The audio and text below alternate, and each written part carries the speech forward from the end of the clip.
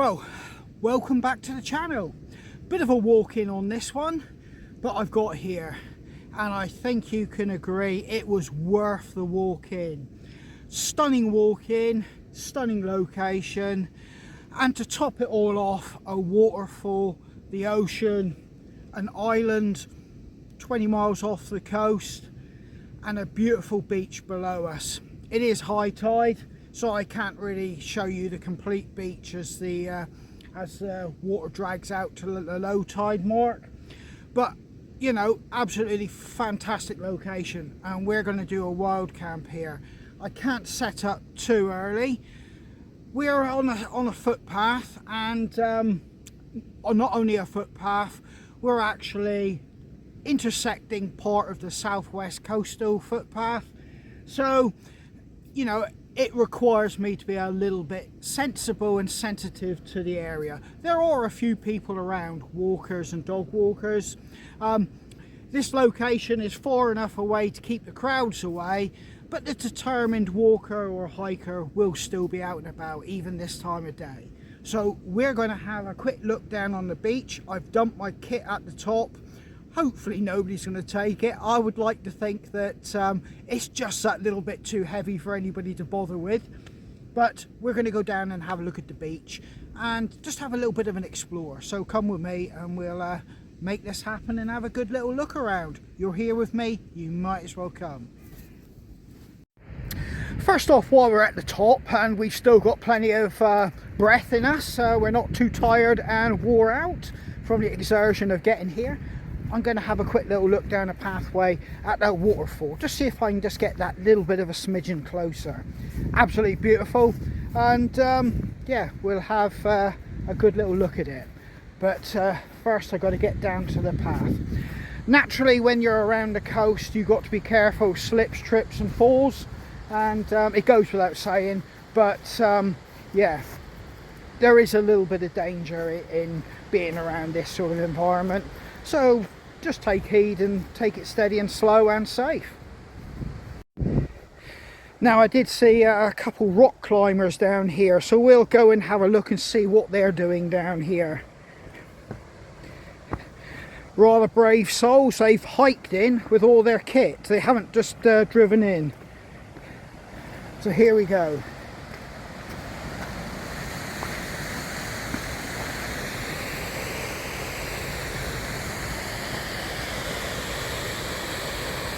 And there they are, they've already started their ascent.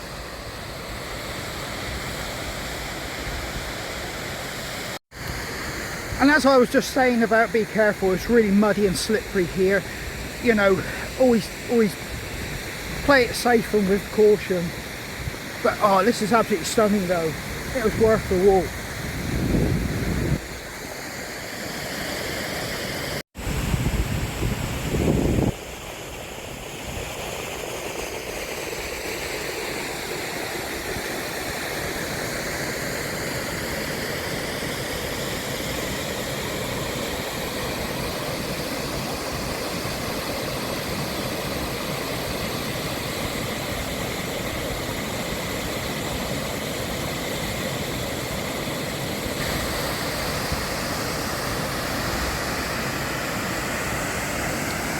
Let's walk down here, and this is a bit of a assisted scrabble. You can't just walk down here, you have to be fleet of foot, I'd say.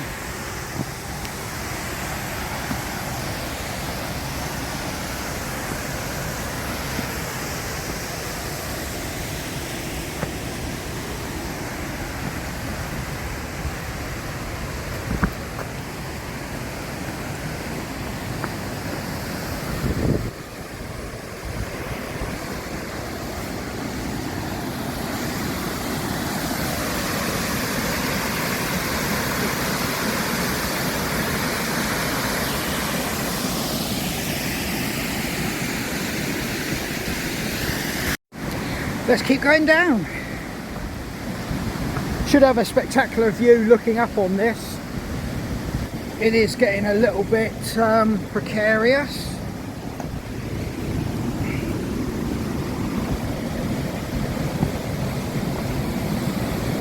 People have been down there are trackways, but you do need to be a little bit cautious.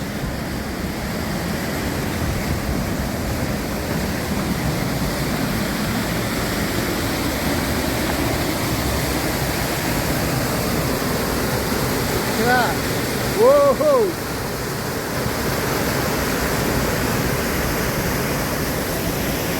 Here we are.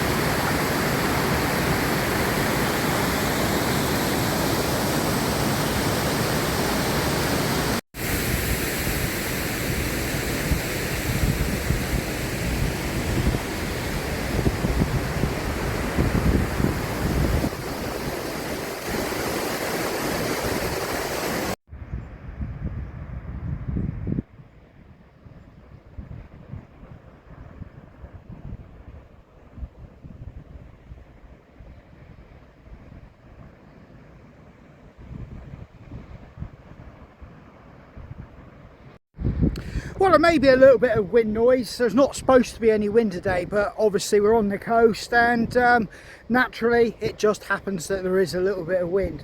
We're going to make our way down the footpath to some wooden stairs, and we'll weave our way down to the beach and have a little look. Now, if this surf was any better, I wouldn't be here bringing you along. It is clean and I would actually go in, but if it was any better, you guys wouldn't be here with me. Right, let's make our descent. Yet again, it's the same sketch. Just be careful of your footing. As you can see, this isn't a place for kids just to be allowed to run riot. Or obviously, if you're not fleet of foot or you have any impairments or disabilities, this place really is not for you. That's just a given, really. Unfortunately, as you can see, that it's a little bit challenging. Naturally, if this was wet, it just becomes really slippery.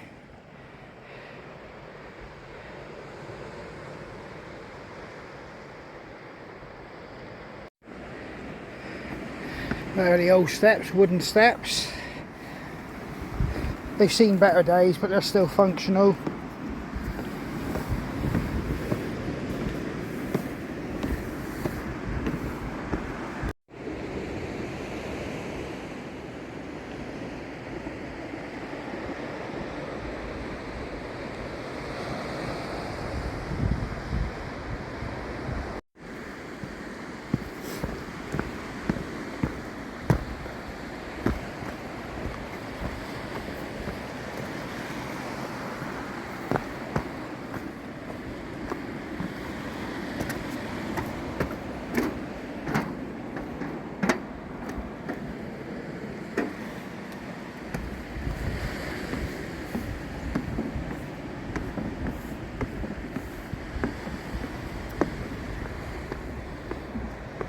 Right, we've got some rock to actually scrabble over now, and it is at a fair angle, so if it is wet, this is obviously going to be slippery. Some fantastic rock formations here.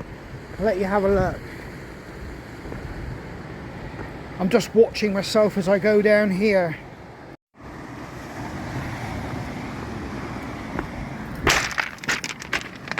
There, landed safely, and we're on the beach now. Rolling out there's fingers of rock like this one, just rolling out to sea, and at low tide there is sand in between it. but as you can see it's high tide, so you're not going to get to see it low tide, and I'll tell you about that later on. But the sun is beginning to set here, and I've got to set up camp and get ready for tonight.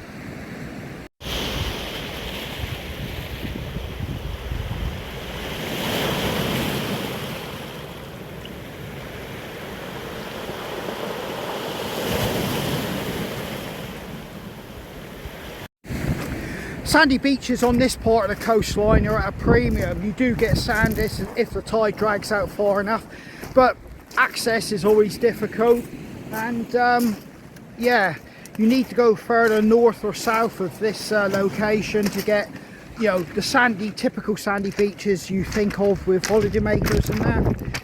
But that's part of the reason why I like this sort of place. It's just got that kind of isolated feel.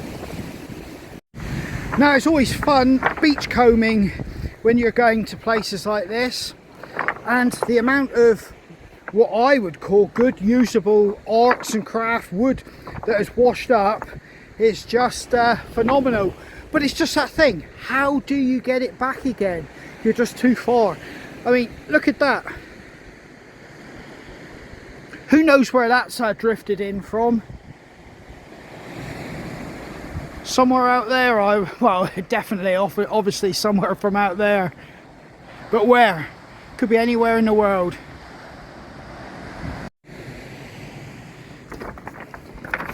Lovely little bits here that somebody who's into arts and craft could actually do stuff with this sort of stuff. Some of it's really polished smooth. It's been polished by the waves rubbing against the stones, and it's absolutely smooth. It feels like bone. Now, in these sort of locations, you have to be careful of landslides. You can see a small ones just happen there, but there are bigger ones all the way along this coast.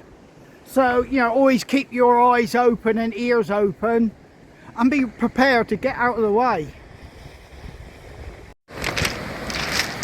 This is really peaceful. I'm just loving this.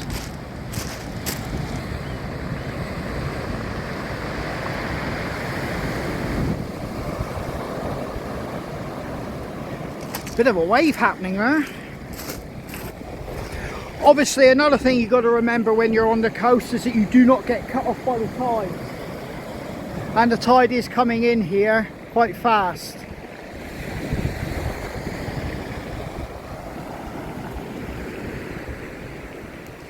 You can see the staircase there, and you can see the tide is beginning to come in. So I won't have long here. I just want to watch one wave come in. Small. Possible. I don't think I'm missing too much. What's this one going to do? Then we'll get back up the top of the cliff. Not a lot, not enough to worry about. Now then guys, I'm actually walking back into this sunset on a beach where there's probably only a few people around. I can see two sitting on top of the cliff, but I'm pretty much here by myself. In the summer it would be a different matter, that's a given, but let's get set up, let's get camp set up and enjoy these few moments. There is a bit of urgency, and I'll discuss that in a moment. Now, it is moments like this I would really love to share with my wife and kids. My kids are obviously too young to come here, and you know, without full supervision and not my mind on doing a wild camp.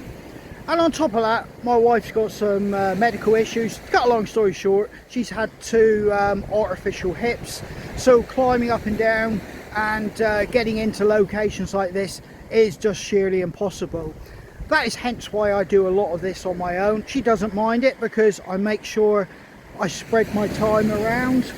But yeah, that's part of the reason why we've got to be quite swift, because I'm going to have to get out of here overnight. I've only got till about 4 in the morning. I'm going to have to pack up and extract out of here back to the car to get home, help her with the kids, do the school runs, and on top of that we've got parcels, well basically hiking sticks, to take to the courier depot to go onwards to the customers. So I've only got till 4 in the morning. That's going to be interesting.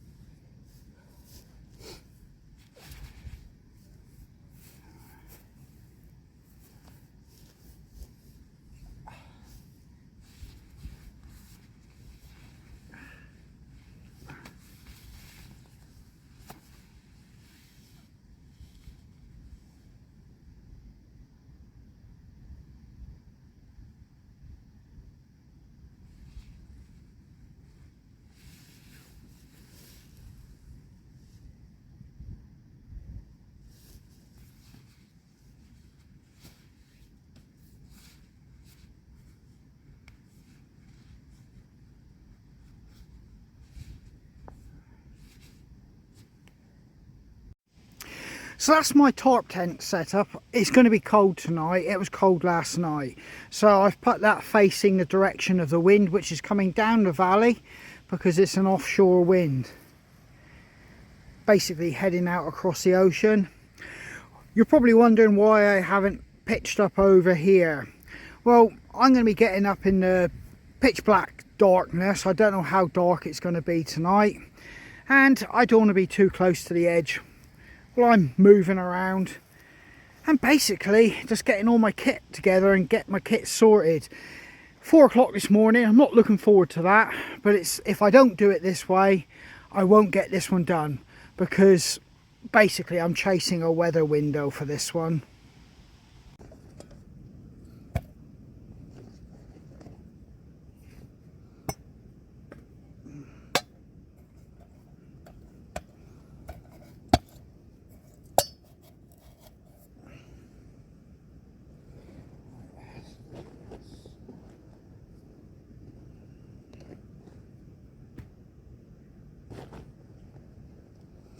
Now, there is a lot of midges around. They're all coming out. It's that time of day. So I'm going to get a coffee and get a bit closer to the cliff edge. Not too close, obviously, but just enough to escape them till the sun comes down.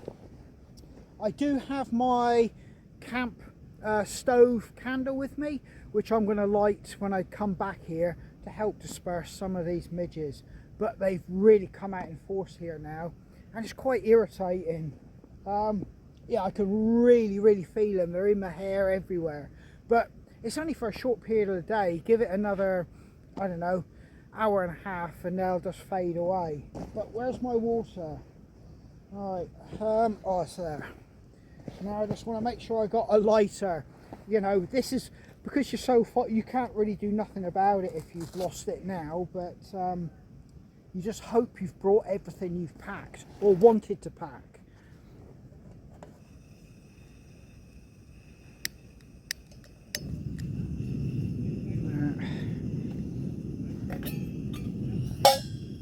Right, let's get this brew on. I am desperate for a coffee.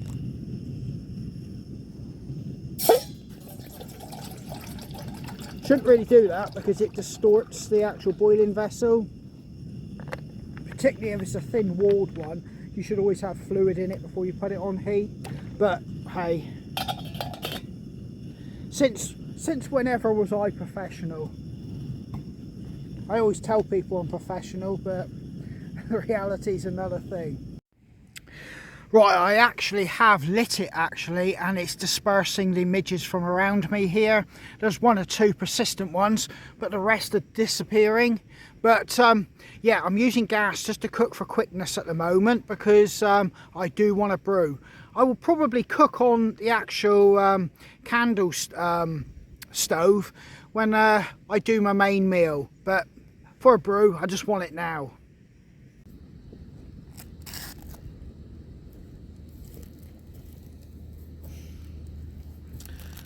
Well, I've got my coffee and biscuits and I'm just watching the sun go down.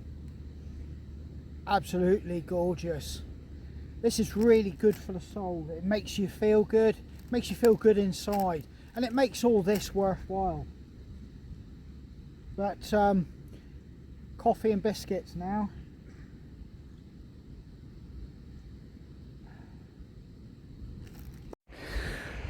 So there's camp, just nestled over there, hardly really visible unless you really want to look hard for it. But look how fast the tide is coming. It's still got a little way to go yet. There's virtually nothing of what we were walking on. That's what I mean, you've got to be careful on this stretch of coastline that you never get cut off by the tide.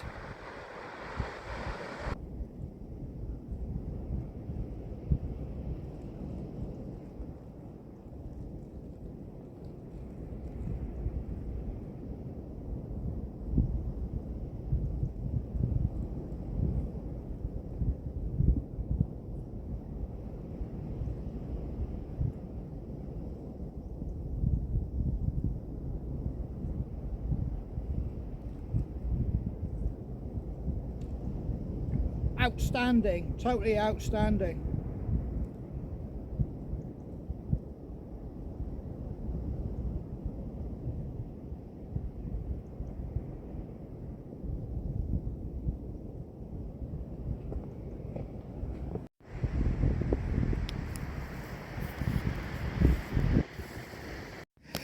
Right, I've just run out of gas, so I'm going to be using the hobo stove.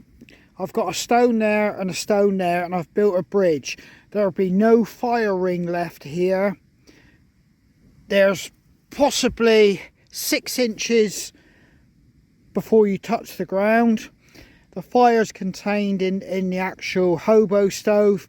There'll be minimal damage, possibly just a fraction of a little scorch on the top bits of grass here. Other than that, the ground underneath, all the actual seeds, anything in the actual soil will still remain undamaged.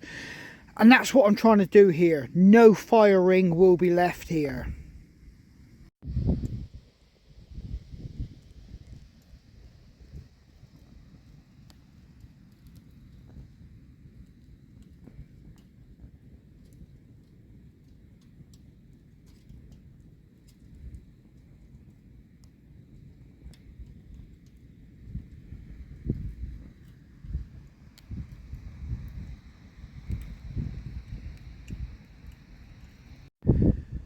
Well, it's getting bitterly cold now. I've doubled up on a couple tops on top of my hoodie, and I will have to put my big fleece on before I get into my sleeping bag.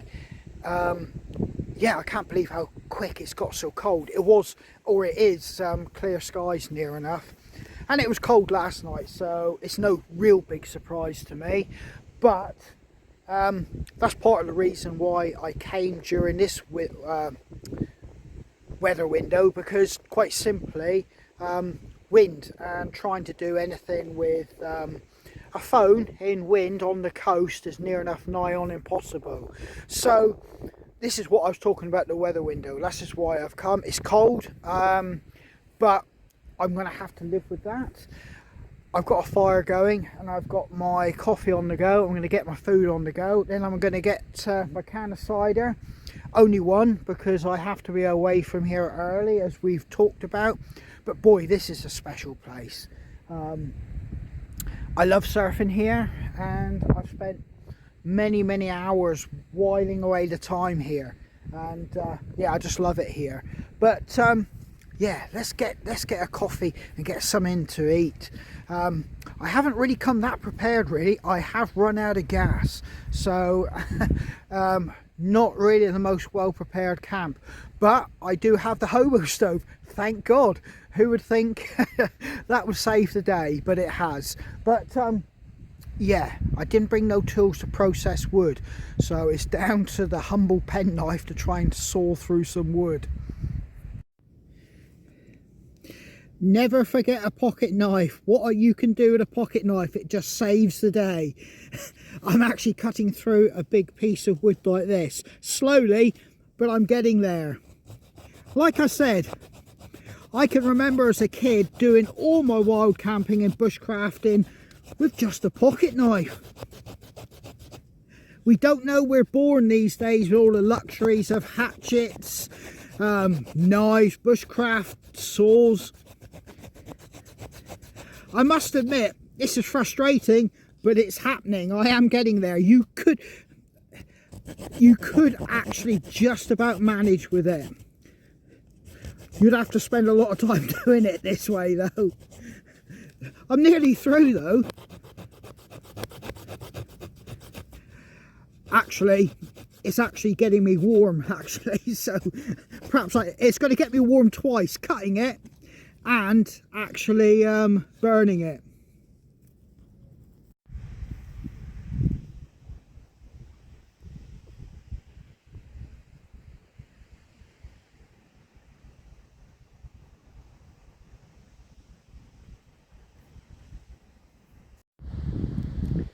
Last of the sun there.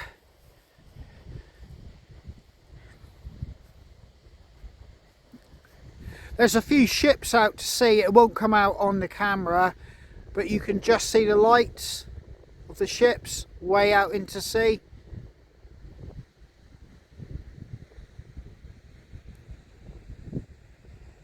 Absolutely stunning.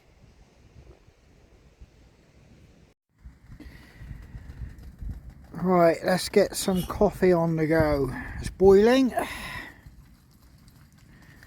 That is hot.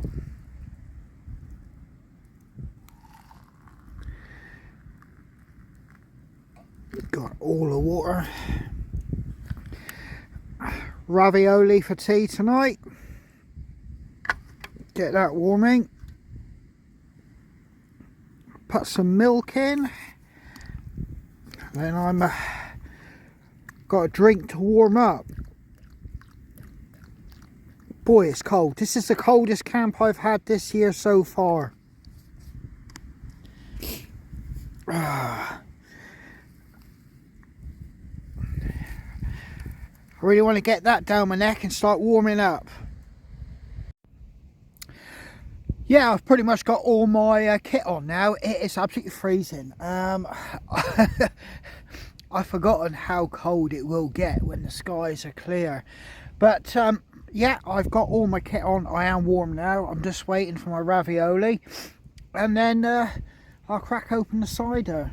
But there's loads of ships. My camera won't pick it up, they're too far out, but you can just see the lights blinking on the sea. But that waterfall is absolutely raging in the background. You can hear it going over. I can start to see the stars coming out. Yeah, it's really beautiful and peaceful here. I'm glad I've done this one. I've got the tick in the box, as I keep saying. And I hope you guys could see from earlier on how beautiful this little spot is. And it's real special to me. For a lot of reasons, really. But yeah, I'm going to get my food on the go. Well, it's on the go. I just want to eat it. I'm trying to blow into the fire to increase the heat, the burn. to actually get it to, well, heat up faster.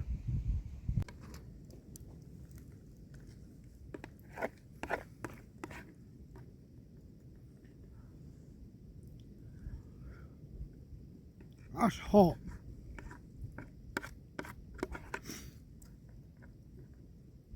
No moon, clear sky, but no moon. I can't see it. Must be behind the well, this valley. Oh, I needed this. I'm instantly feeling warmer straight away. I bought a good quality ravioli, and oh, this is really tasting nice.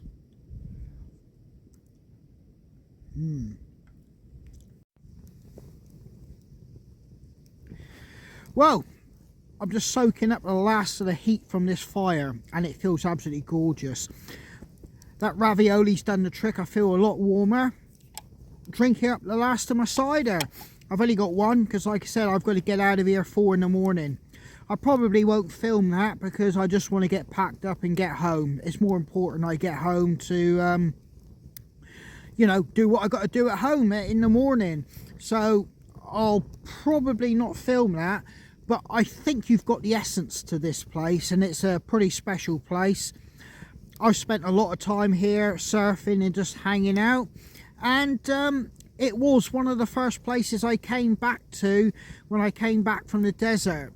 Such is a draw this place has for me, and I think you can. I think I've shown enough of it for you to really soak it in, even on camera. And yeah, it's been a pleasure to show you guys this place. And the next time I speak to you, I'll probably be speaking to you in the workshop, just to round everything off. But I'm just about ready to crawl into my sleeping bag, and yeah, get some sleep. 4 o'clock is looming reasonably fast. So, yeah, check in with you guys later. Right then, I'm back in the workshop. This is the morning after the day before. So, yeah, I've got all my kit to sort out. I've just wrapped a hiking stick that we've got to get away now. We've done the school run. The kids are off. I've done everything I need to do. And I'm going down to the woodshed to start making some more hiking sticks. But yeah, putting all that to one, I'm feeling quite lethargic actually. I'm not feeling as swift as I really thought I need to be. But yeah, putting all that to one side, fantastic location, fantastic wild camp. I hope you agree. I may not edit this video right the way down as much as possibly it should do. I want to keep it as a documentary to that. I may not go back there and do another wild camp. I'll certainly go back there for my own other needs and wants. But for a wild camp, I possibly won't ever do that there again. So I might just leave it as it is. And I apologise if it is probably a bit long and you might think I could have edited it down. But such is life. And yeah, fantastic wild camp. I'm really stoked about it. So all that's left to say is, this is Andy from Hidden Valley Footpaths. Take care, stay safe, and I hope to see you guys out on the trail, if not in the post office where I'm posting hiking sticks. All the best. Cheers.